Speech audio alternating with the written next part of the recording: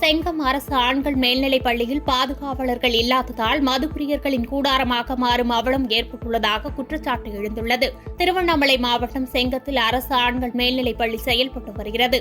சுமார் 80 ஆண்டுகள் பழமை வாய்ந்த இந்த அரசு ஆண்கள் மேல்நிலைப் பள்ளியில் 700க்கும் மேற்பட்ட மாணவர்கள் பயின்று வரும் நிலையில் பள்ளியில் பாதுகாப்பு பணியில் ஈடுபட காவலர்கள் இல்லை என்று கூறப்படுகிறது. இதனால் இரவு நேரங்கள் மற்றும் விடுமுறை நாட்களில் மதுப்பிரியர்களின் கூடாரமாக அரசு பள்ளி மாறிவரும் அவலநிலை ஏற்பட்டுள்ளது. இதனால் இரவு நேரங்கள் மற்றும் விடுமுறை நாட்களில் மதுப்பிரியர்களின் கூடாரமாக அரசு பள்ளி மாறிவரும் அவலநிலை ஏற்பட்டுள்ளது. குறிப்பாக மது பாட்டில்களை பள்ளி வளாக நடைபாதையிலேயே மதுப்பிரியர்கள் உடைத்து செல்வதால் பள்ளி மாணவர்கள் பல்வேறு இன்னல்களை சந்தித்து வருகின்றனர்.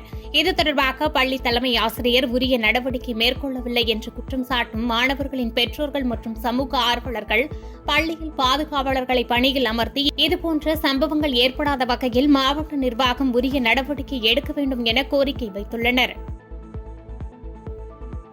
பாதகம் செய்பவரை கண்டால் நாம் பயங்கொள்ளலாகாது பாப்பா, மோதி மிதித்து விடு பாப்பா, அவர் முகத்தில் உமிழ்ந்து விடு பாப்பா.